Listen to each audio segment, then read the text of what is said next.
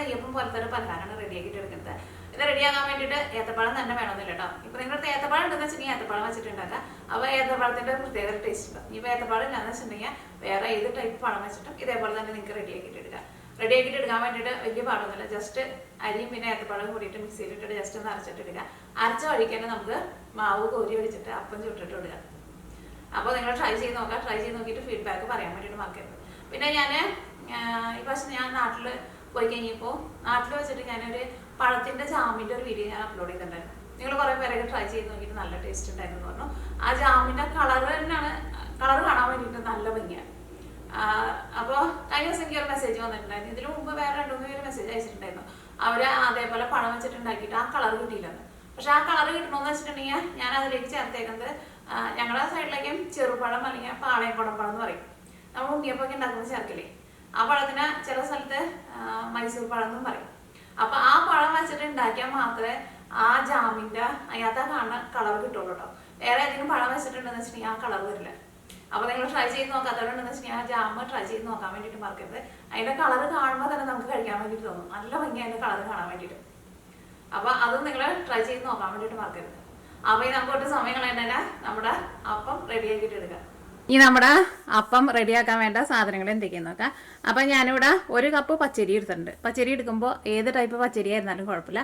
ഇനിയിപ്പോൾ ഇഡ്ഡലി റൈസ് ആയിരുന്നാലും കുഴപ്പമില്ല. അപ്പോൾ ഞാനിവിടെ 250 ml മെഷറിംഗ് കപ്പിൽ 1 കപ്പാണ് എടുത്തേക്കുന്നത്.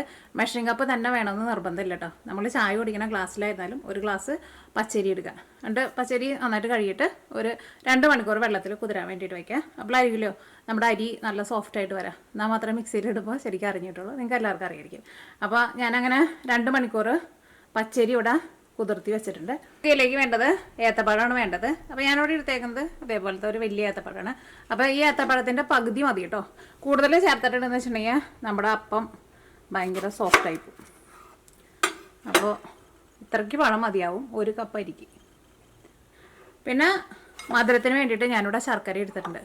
അത് നിങ്ങളുടെ മധുരത്തിനനുസരിച്ചിട്ട് ചേർക്കുക. അപ്പോൾ ഇവിടെ ഞങ്ങൾക്ക് കിട്ടുന്ന ശർക്കര കല്ലില്ലാത്ത ശർക്കരയാണ്. കാരണം ഞാൻ സ്ഥിരമായിട്ട് ഉപയോഗിക്കുന്ന ശർക്കരയാണ്. അപ്പോൾ നമ്മുടെ നാട്ടിലൊക്കെ ആണെങ്കിൽ, നാട്ടിലല്ല, ഇപ്പോൾ നിങ്ങൾ ഉപയോഗിക്കുന്ന ശർക്കരയിൽ നിങ്ങൾക്ക് കല്ലുണ്ടെന്ന് തോന്നാമെന്ന് വെച്ചിട്ടുണ്ടെങ്കിൽ നിങ്ങൾ കുറച്ച് വെള്ളം ഒഴിച്ചിട്ട് ശർക്കര ഉരുക്കിയിട്ട് അരിച്ചിട്ട് എടുക്കാം. ഇനിയിപ്പോൾ ശർക്കര വേണ്ടാന്ന് വെച്ചിട്ടുണ്ടെങ്കിൽ പഞ്ചസാര ചേർത്താലും കുഴപ്പമില്ല. ഇനിയിപ്പോൾ ശർക്കരയും പഞ്ചസാരയും ചേർത്തില്ലെങ്കിലും നമ്മൾ ഈ അപ്പം മധുരം ചേർക്കാണ്ട് ഉണ്ടാക്കിയാലും നല്ല ടേസ്റ്റ് ഉണ്ടാവും. കാരണം നമ്മുടെ ഏത്തപ്പഴത്തിന് ഒരു മധുരം ഉണ്ടാവുമല്ലോ. അപ്പോൾ നമ്മുടെ അപ്പത്തിന് ഭയങ്കര മധുരം ഉണ്ടാവില്ല, പക്ഷേ അത്യാവശ്യം നല്ലൊരു മധുരം ഉണ്ടാവും. അപ്പോൾ നിങ്ങൾക്ക് അങ്ങനെ വേണമെന്ന് വെച്ചിട്ടുണ്ടെങ്കിൽ അങ്ങനെ ഉണ്ടാക്കാം.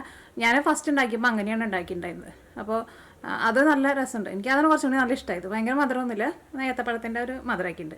അപ്പോൾ ഞാനിപ്പോൾ ശർക്കരയും കൂടിയിട്ട് ചേർക്കാമെന്ന് വെച്ചാൽ, അപ്പോൾ നിങ്ങൾക്ക് മധുരം വേണമെന്ന് വെച്ചിട്ടുണ്ടെങ്കിൽ അങ്ങനെ ശർക്കര ചേർക്കാം, അല്ലെങ്കിൽ പഞ്ചസാര ചേർക്കാം. പിന്നെ നമ്മുടെ അപ്പത്തിന് ഒരു ടേസ്റ്റ് കിട്ടാൻ വേണ്ടിയിട്ട് ഞാനിവിടെ കുറച്ച് ചെറിയ ജീരകം എടുത്തിട്ടുണ്ട്. അത് ഒരു ഏകദേശം ഒരു 1/4 ടീസ്പൂൺ ചെറിയ ജീരകമുണ്ട്. പിന്നെ ഒരു 3 ഏലക്കായ എടുത്തിട്ടുണ്ട്. പിന്നെ ഇത് 2 എന്ന് പറയുമ്പോൾ അത് ഭയങ്കര ചെറുതാട്ടോ, ഇതിന് തീരെ കനല്ല. ഇത്രയ്ക്ക് കറുകപ്പട്ട എടുത്തിട്ടുണ്ട്. അപ്പോൾ ഈ കറുകപ്പട്ട ചേർക്കുമ്പോൾ ഒരു പ്രത്യേക ഒരു ടേസ്റ്റ് ഉണ്ടാവും. ഇനിയിപ്പോൾ നിങ്ങൾക്ക് കറുകപ്പട്ടയുടെ ടേസ്റ്റ് ഇഷ്ടമില്ലാന്ന് വെച്ചിട്ടുണ്ടെങ്കിൽ ചേർത്തില്ലെങ്കിൽ കുഴപ്പമില്ല. പക്ഷേ നിങ്ങൾ ഒരു പ്രാവശ്യം അങ്ങനെ ഉണ്ടാക്കി നോക്കാം. പിന്നെ ഇതിലേക്ക് നമുക്ക് ആവശ്യത്തിന് ഉപ്പും വേണം. അപ്പോൾ നമുക്കിതെല്ലാം കൂടിയിട്ട് മിക്സിയുടെ ജാറിലിട്ടിട്ട് അരച്ചിട്ടെടുക്കുക. അപ്പോൾ ഞാനിവിടെ അരി നന്നായിട്ട് കഴുകിയിട്ടുണ്ടായിരുന്നു, ഇനി കഴുകണില്ല. അപ്പോൾ നമ്മുടെ അരി മിക്സിയുടെ ജാറിലേക്ക് ഇട്ടിട്ട്, ഇത് ഞാനിവിടെ എടുത്തേക്കുന്നത് സോണ മസൂർ റൈസായിട്ട് എടുത്തേക്കുന്നത്. ഇത് നിങ്ങൾക്ക് അരിപ്പൊടി വെച്ചിട്ടും ചെയ്യാൻ വേണ്ടിയിട്ട് പറ്റും. പക്ഷേ പച്ചരി നമ്മൾ അരച്ചിട്ട് എടുക്കുമ്പോൾ അതിനൊരു പ്രത്യേക ഒരു ടേസ്റ്റ് ഉണ്ടാവും. അപ്പോൾ അരിപ്പൊടിയുടെ അളവ് എനിക്ക് കറക്റ്റായിട്ട് അറിയില്ല. പക്ഷേ നിങ്ങളുടെ അടുത്ത് പച്ചരി ഇപ്പോൾ എല്ലാവർക്കും കിട്ടുമല്ലോ. പച്ചരി ഇല്ലെങ്കിലും കുഴപ്പമില്ല, ബസ്മതി റൈസ് ആയിരുന്നാലും കുഴപ്പമില്ല. ശർക്കര ചേർക്കുക. ശർക്കര ഞാനൊന്ന് ചെറുതാക്കിയിട്ട് ഇട്ടിട്ടോ.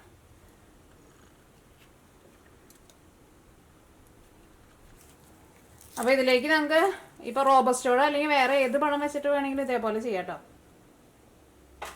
പക്ഷേ ഏത്തപ്പഴം വെച്ചിട്ട് ചെയ്യുമ്പോൾ ഏത്തപ്പഴത്തിൻ്റെ ഒരു പ്രത്യേക വേറൊരു ടേസ്റ്റ് ഉണ്ടല്ലോ. ഇതിലേക്ക് പഴം ചേർക്കാം. ഇതിലേക്ക് നമ്മൾ എടുത്ത് വെച്ചേക്കണ ജീരകവും തൊണ്ട് ചേർക്കാം.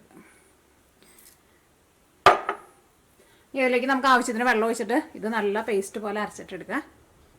അപ്പം ഇനി വെള്ളം ചേർക്കട്ടെ. കുറേ വെള്ളം അങ്ങോട്ട് ചേർക്കണ്ട, നമ്മുടെ അരി അങ്ങോട്ട് ശരിക്കും അറിഞ്ഞു കിട്ടില്ല. ഫസ്റ്റ് കുറച്ച് വെള്ളം ചേർത്തിട്ട് ഒന്ന് കറക്കി നോക്കാം. അത് കഴിഞ്ഞിട്ട് പിന്നെ വെള്ളം വേണമെന്ന് വെച്ചാൽ അതനുസരിച്ചിട്ട് ചേർത്ത് കൊടുക്കുക. പിന്നെ നമുക്ക് ലാസ്റ്റ് അരച്ച് കഴിഞ്ഞിട്ട് വെള്ളം വേണമെന്ന് വെച്ചിട്ടുണ്ടെങ്കിൽ അതനുസരിച്ചിട്ട് ചേർക്കുകയും ചെയ്യാമല്ലോ.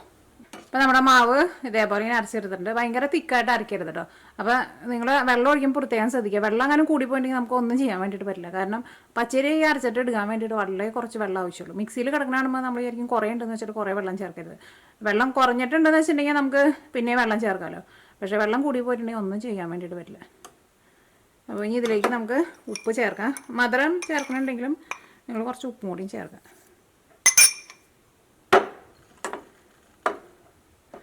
ഉപ്പും ഇതിനകത്ത് നന്നായിട്ട് മിക്സ് ആവട്ടെ. ഇതിപ്പോൾ ഞാൻ വേറെ പാത്രത്തിലേക്ക് പകർത്തണില്ല കേട്ടോ. ഇതിൽ നിന്ന് തന്നെ അങ്ങോട്ട് കോരി ഒഴിക്കാം. കുറേശ്ശെ ഗ്ലാസ്സിൽ ഒഴിച്ചിട്ട് ഗ്ലാസ്സിൽ നിന്ന് എടുത്ത് ഒഴിച്ചാലും മതി. അപ്പോൾ ഇതാണ് നമ്മുടെ അപ്പം ഉണ്ടാക്കാനുള്ള മാവ്. ഇനി ഇത് റെസ്റ്റ് ചെയ്യാനൊന്നും വെക്കേണ്ട ആവശ്യമില്ല. അപ്പോൾ ഇനി വറുത്തെടുക്കാൻ വേണ്ടിയിട്ട് ഓയിൽ ചേർക്കാം. അപ്പോൾ എൻ്റെ അടുത്ത് പലരും ചോദിക്കാറുണ്ട് ഞാൻ വറക്കാൻ വേണ്ടിയിട്ട് എന്തോ ഓയിലാണ് എടുക്കണേന്നുള്ളത്. അപ്പോൾ ഞാൻ സാധാരണ ഇതേപോലെ വറക്കാനൊക്കെ വേണ്ടിയിട്ട് ഇവിടെ കോൺ ഓയിൽ എന്ന് പറഞ്ഞിട്ട് വാങ്ങാൻ വേണ്ടിയിട്ട് കിട്ടും. ഈ ഓയിലാണ് സാധാരണ ഞാൻ വറക്കാൻ വേണ്ടിയിട്ട് എടുക്കാറുള്ളത്. നമ്മുടെ ഓയിൽ നന്നായിട്ട് ചൂടായിട്ടുണ്ട്. ഇതിലേക്ക് നമുക്ക് ഓരോ തവി മാവ് ഒഴിക്കാം. അപ്പോൾ നിങ്ങൾക്ക് ചെറുതായിട്ട് ഉണ്ടാക്കണമെന്ന് വെച്ചിട്ടുണ്ടെങ്കിൽ ചെറുതായിട്ട് ഉണ്ടാക്കാം, വലുതായിട്ട് ഉണ്ടാക്കണമെന്ന് വെച്ചിട്ടുണ്ടെങ്കിൽ വലുതായിട്ട് ഉണ്ടാക്കാം. അപ്പോൾ മാവ് ഒഴിക്കട്ടെ.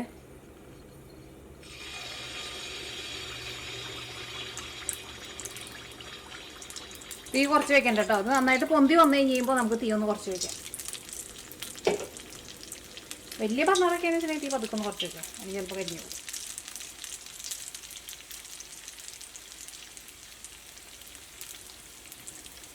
അപ്പോൾ പൊന്തി വരണുണ്ട്.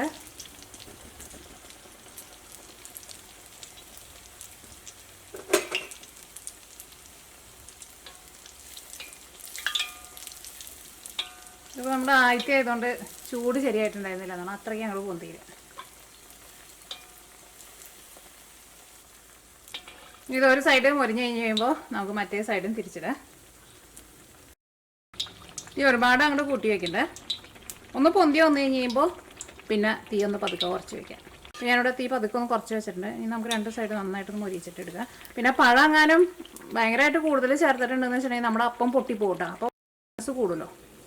ഇത് രണ്ട് സൈഡ് നന്നായിട്ട് മൊരിഞ്ഞിട്ടുണ്ട്. ഇത് ഓയിലിൽ നിന്ന് എടുത്ത് മാറ്റാം. വേദാണ്ട് നമ്മുടെ ഒരു നെയ്യപ്പൊക്കെ പോലെയാണ് ഇരിക്കുന്നത്. അപ്പോൾ നിങ്ങൾ പഴം ചേർക്കുമ്പോൾ പ്രത്യേകം ശ്രദ്ധിക്കുക. ഒരു ഏത്തപ്പഴത്തിൻ്റെ ഒരു പകുതി മാത്രം ചേർത്താൽ മതി കേട്ടോ. കൂടുതൽ ചേർത്തിട്ടുണ്ടെന്ന് വെച്ചിട്ടുണ്ടെങ്കിൽ നമ്മുടെ അപ്പത്തിൻ്റെ ഉള്ളിലേക്ക് ഓയിൽ ഭയങ്കരമായിട്ട് കുടിക്കുകയും ചെയ്യും, നമ്മുടെ അപ്പം പൊട്ടിപ്പോവുകയും ചെയ്യും. പ്രത്യേകം ശ്രദ്ധിക്കുക. കാരണം പഴം കൂടുതൽ ചേർത്തിട്ടുണ്ടെന്ന് വെച്ചിട്ടുണ്ടെങ്കിൽ സോഫ്റ്റ്നെസ് ഭയങ്കര കൂടുമല്ലോ. അപ്പോൾ അങ്ങനെ വരും. മറ്റേ സൈഡ് തിരിച്ചിടുക. തീ ഒരുപാട് അങ്ങോട്ട് കൂട്ടി വയ്ക്കണ്ട. ഇപ്പം നമ്മുടെ ഈ അപ്പം കണ്ട, ഈ അപ്പം ഇപ്പോൾ ലാസ്റ്റൊക്കെ എത്താറായിട്ടുണ്ട്. അപ്പോൾ അടിയിലേക്ക് നമ്മുടെ മാവ് ചെന്ന് കഴിഞ്ഞപ്പോൾ കുറച്ച് തിക്കായിട്ടാണ് ഇരുന്നത്. അപ്പോൾ അതുകൊണ്ട് തന്നെ കട്ടി ഭയങ്കരമായിട്ട് കൂടിയിട്ടുണ്ടെങ്കിൽ മാവ് അത്രയ്ക്കാണ്ട് പൊന്തി വരില്ല കേട്ടോ. അതിപ്പോൾ നമ്മൾ എന്തുണ്ടാക്കുമ്പോഴായിരുന്നാലും, ഉണ്ണിയപ്പം ഉണ്ടാക്കുമ്പോഴോ നെയ്യപ്പമൊക്കെ ഉണ്ടാക്കുമ്പോഴായിരുന്നാലും ഭയങ്കരമായിട്ട് തിക്കായിട്ട് ഇരുന്നിട്ടുണ്ടെങ്കിൽ അത്രയ്ക്കാണ്ട് പൊന്താൻ വേണ്ടിയിട്ട് പറ്റില്ലല്ലോ. ഇനി ഞാൻ നിങ്ങളെ വേറൊരു കൂട്ടം കാണിച്ചു തരാം കേട്ടോ. നമ്മൾ എടുക്കണ മാവിൽ എങ്ങാനും വെള്ളം കൂടിയിട്ടുണ്ടെന്ന് വെച്ചിട്ടുണ്ടെങ്കിൽ നമ്മുടെ അപ്പം ഇതേപോലെ വരും. നോക്കിക്കോ, ഫുള്ള് എല്ലായിടത്തേക്കും സ്പ്രെഡായി പോകണുണ്ടില്ലേ. അത് വെള്ളം കൂടിയിട്ടുണ്ടെങ്കിൽ അങ്ങനെ വരണത്. അപ്പോൾ നിങ്ങൾ അരച്ചിട്ട് എടുക്കുമ്പോൾ പ്രത്യേകം ശ്രദ്ധിക്കുക. ഒരുപാട് വെള്ളം ഒഴിച്ചിട്ട് അരച്ചിട്ട് എടുക്കരുത്. പിന്നെ ആവശ്യമുണ്ടെങ്കിൽ മാത്രം നമുക്ക് അതനുസരിച്ചിട്ട് വെള്ളം ചേർത്ത് കൊടുക്കുക. പിന്നെ ഭയങ്കര തിക്കായിട്ടിരുന്നാലും നമ്മുടെ അപ്പം ചിലപ്പോൾ പൊന്തി വരില്ല. അപ്പോൾ നമ്മുടെ അപ്പമൊക്കെ റെഡി ആയിട്ടുണ്ട്.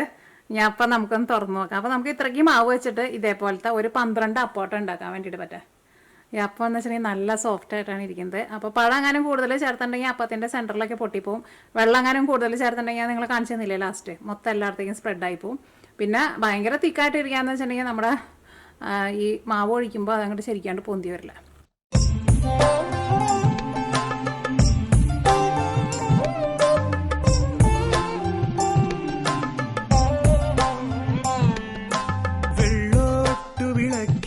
നോക്കിയേ, നല്ല സോഫ്റ്റ് ആയിട്ടാണ് ഇരിക്കുന്നത്. കാണുമ്പോൾ തന്നെ കഴിക്കാൻ വേണ്ടിയിട്ട് തോന്നണില്ലേ.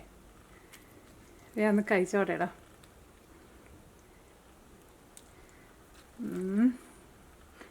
മധുരം ഉണ്ടോന്നുണ്ട്. അധികം മധുരം ഉണ്ടാവില്ല. ഞാൻ അത്ര ശർക്കര ചേർത്തണ്ടായില്ല.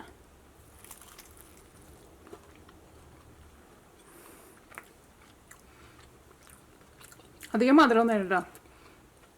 മധുരം ഒരു ചെറുതായിട്ട് മധുരമുള്ളൂ. നല്ല മധുരം വേണമെന്ന് വെച്ചിട്ടുണ്ടെങ്കിൽ അതനുസരിച്ച് ശർക്കര ചേർത്ത് കൊടുക്കാം. പിന്നെ ഫസ്റ്റ് കഴിച്ചപ്പോൾ തന്നെ നമ്മുടെ ആ സ്പൈസസിൻ്റെ ഒക്കെ ടേസ്റ്റാണ് ഫസ്റ്റ് തോന്നിയത്. അപ്പോൾ തന്നെ ഉള്ളതെന്ന് വെച്ചിട്ടുണ്ടെങ്കിൽ നല്ല സോഫ്റ്റായിട്ടാണ് ഇരിക്കുന്നത്. ആണെന്ന് വെച്ചിട്ടുണ്ടെങ്കിൽ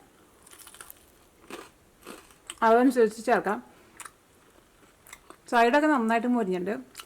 സെൻറ്ററിൽ നമ്മൾ നെയ്യപ്പം കഴിക്കുന്ന പോലെ നല്ല സോഫ്റ്റായിട്ടായിരിക്കുന്നത്. അപ്പോൾ നിങ്ങളെല്ലാവരും ട്രൈ ചെയ്ത് നോക്കാം. ട്രൈ ചെയ്ത് നോക്കിയിട്ട് ഫീഡ്ബാക്ക് പറയാൻ വേണ്ടിയിട്ട് മറക്കരുത്. അപ്പോൾ ഇനി നമുക്ക് നാളെ വേറൊരു പുതിയ റെസിപ്പി ആയിട്ട് വരാം.